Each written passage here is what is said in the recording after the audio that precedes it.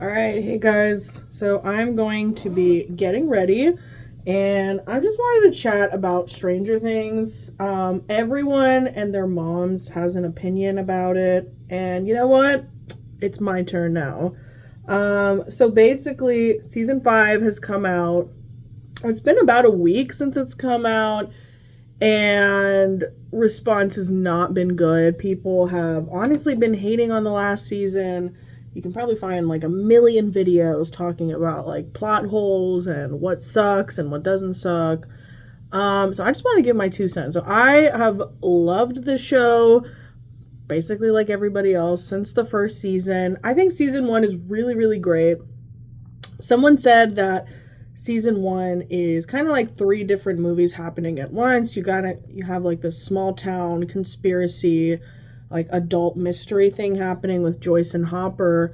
You got like a teen investigative movie with Nancy and Jonathan, and then you kind of got your like Goonies, E.T. adventure going on with like the gang. So, and it all kind of ends in the season finale. They all end up meeting up, and it's just really, really, really great.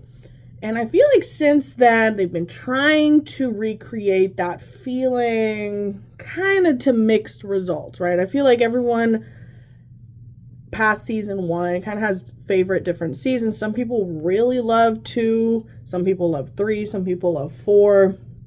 It's kind of all over the place. But 4 was kind of a return to form, right? People really, really loved 4. It was everywhere on TikTok. It was crazy.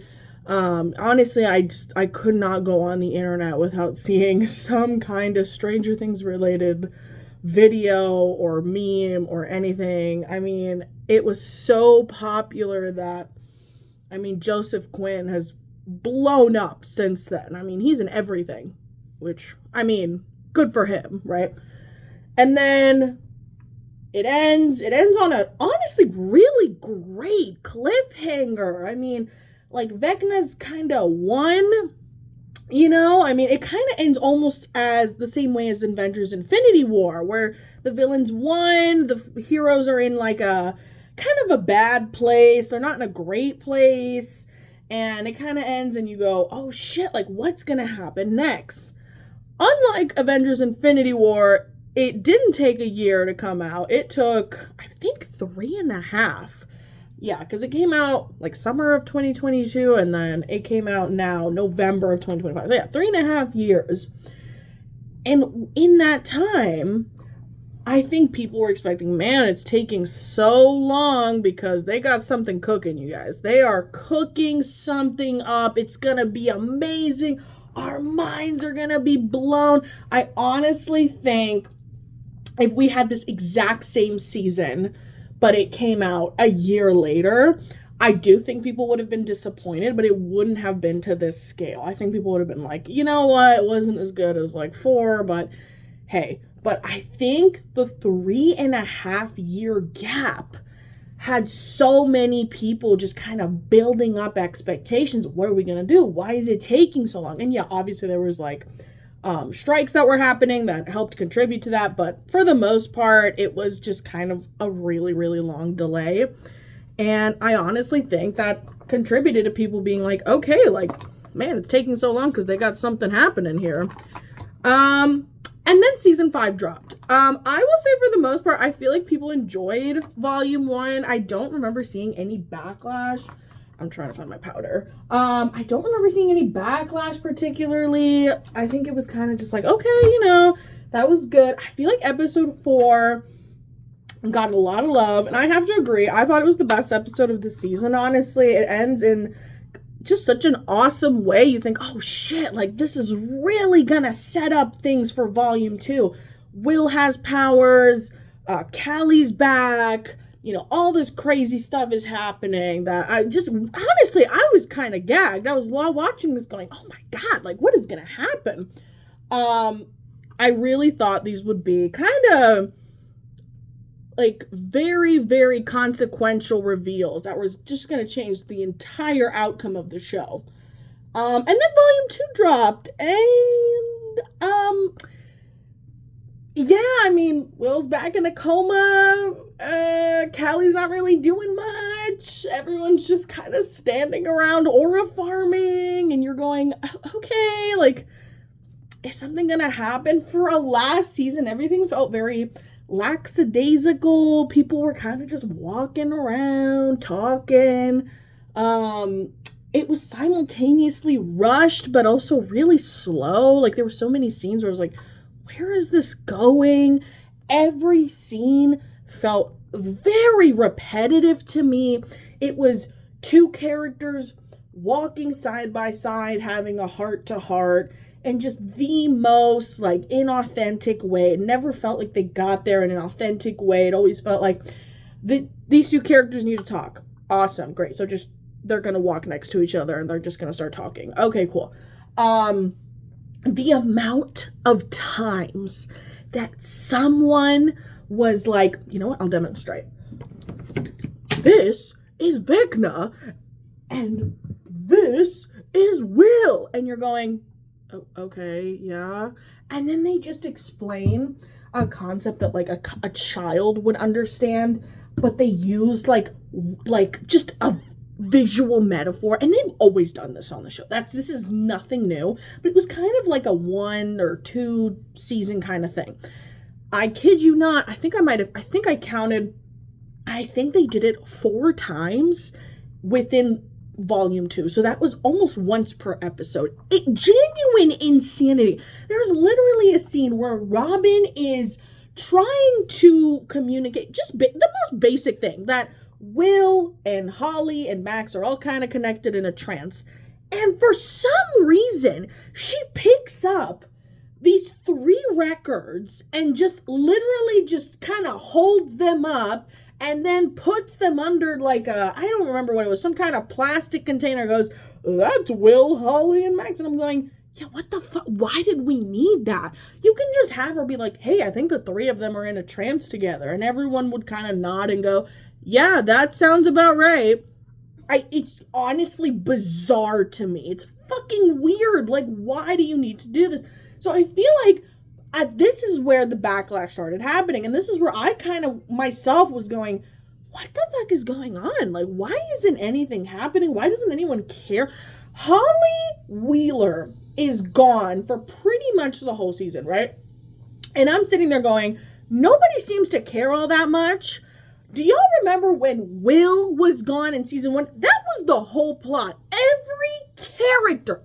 character was locked the fuck in. Where the fuck is Will? Where the fuck is Will? Where is... Even fucking Steve was locked in on that shit. Where is Will? Every scene, someone was asking, where is Will? Elle was like, I can help y'all find him. Every character was trying. And then here, Holly Wheeler is gone. And every character's kind of like, yeah, guess we'll get her back. What the fuck? Where is the urgency? Where is the... Like, you would think Nancy and Mike would be freaking the fuck out. Where's my sister? We gotta find... Like, every scene should have had this level of urgency. But everyone just looks and feels so bored. They're just walking around this fucking dune landscape, just fucking yellow...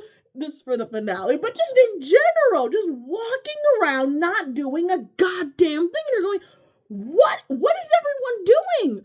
Every other scene is just, hey man, you know I love you, right? Yeah, man, I love you too. Like, what are we doing? Have we lost the plot? Yes, we have lost the plot. Okay, so I was genuinely, sometimes when things get backlash, I'm like, what are y'all talking about? Y'all are exaggerating. Honestly, if you're giving someone 3.5 years and $500 million to make a season of a TV show, and this is the best you can do, you deserve the fucking criticism. Okay, I don't care. Listen, you can like the show. I'm not gonna sit there and be like, oh no, you guys can't like it. It's objectively bad. No. I think whoever liked, my mom liked it. She had a great time with this season. I'm like, listen, if you had a great time, that's awesome. But the people who are like, no, you shouldn't criticize. Fuck that. We should criticize it. $500 million. Like, do you understand? This is the most expensive show of all time. And it really just goes to show you that money doesn't equal a good product, because you're sitting there with so much money, and where is it going? Where is it? Because the CGI looked crazy, like all the green screen looked crazy. Anyway, so let's go to the finale, right? So after we've set up nothing, literally nothing, I had bought tickets to see this in the theater, like way before Volume 2 came out, genuinely fighting for my life to get these tickets. I was like, it's going to be fun. The audience is going to have a great time, whatever. So Volume 2 ends, and I'm seeing the first thing I thought was, maybe I should cancel these tickets. This is not going to be good, because it ends, Volume 2 ends in the most anticlimactic way. And I wish I could tell you how it ends, but I forgot it immediately. I remember how Volume 1 ends. I can't even tell you how Volume 2 ends. It was that boring. So Volume 2 just ends. Don't even remember what they're trying to build up on. I think they're all in a van or something. Who the fuck cares, right? They're all in a van, and I'm sitting there. I remember all these memes and tweets. Oh, I hope Steve doesn't die. Oh, I hope. And I was sitting there thinking, guys, not a goddamn person is gonna die. They have not killed off a single character this entire show. Every time they do, they just bring them back. It's so fucking cheap and stupid. So anyway, so the finale's happening. I'm feeling nothing, right? I'm literally just like, I don't care. I don't care. The only reason I had fun was because I was in the theater. When Steve, they're on the tower and he falls off and it cuts to black, my entire audience went, oh, you know, which was fun, because then I found myself getting wrapped up in it. I was like, I know he's not going to die, but when you're surrounded by that many people, you kind of like buy into what's happening. So Steve doesn't die. Shocker. Oh my God. Shocker. The whole episode happens, and they finally go against Vecna. And who cares? Actually, who cares? I can't tell you how checked out mentally I was. I was sitting there watching it going, what is happening? Like, what? And there's even more walking around and having conversations. I went, oh, okay, yeah, this is just the whole show at this point. That was all that was happening. So yeah, they defeat Vecna. Okay. It felt like the beginning of Avengers Endgame, where they cut off Thanos' head and you go, oh shit, what's the rest of the movie gonna be? But then obviously there's a huge battle, right? For this, that's why everyone was like, wait, no, there's another episode, because it was just anticlimactic. You're watching this like huge buildup. Oh, this guy, he's like the biggest bad. Oh my God. And they kind of just take him out pretty easily. They impale him on like a fucking tree or something. And I was like, oh, okay. That's it? Oh, all right. And then it kind of felt like at this point, the Duffer Brothers were over it. They were like, oh, okay, yeah, whatever. He gets impaled on a tree and Joyce cuts off his head. Yeah, well, cool, whatever. Okay, let's finish this up. It really felt like they did not want to be there. They did not want to be there. They were tired of it. And I understand at one point, but at the other point, I'm like, $500 million, guys. Like, maybe we can lock in. You know what I mean? Yeah, it's just anticlimactic. You're watching it, you're going, yeah, all right. The wrap-ups are cute, but I think to me, the show is trying desperately to convince you that this is a bittersweet ending, because, oh, you guys, Elle is probably gone. But you know what? That's how season 1 ends. And I know that you guys are incapable of killing off anyone. So it's really hard for me to buy into it when I just don't believe it. I'm like, you're going to sit there and convince me that Elle is dead because you guys brought back Hopper and fucking Papa. They brought back Papa. That was the craziest thing ever. I don't believe it. But people are like, well, she has a life of isolation. And I'm like, that's not a bad ending. That's not bad. She gets to go and do whatever the fuck she wants. That's not bad at all. Like, what the fuck? So yeah, the show is trying so hard to convince you this is a bittersweet ending. And here's the thing. You don't need to kill characters to have a bittersweet ending, okay? When Lord of the Rings ends, okay, and yeah, okay, we lost Boromir, we've lost some other people, but for the most part, our main characters are alive, right? But when it ends and they go back to the Shire and they're sitting in the pub and they kind of have this realization, oh fuck, like we're different people.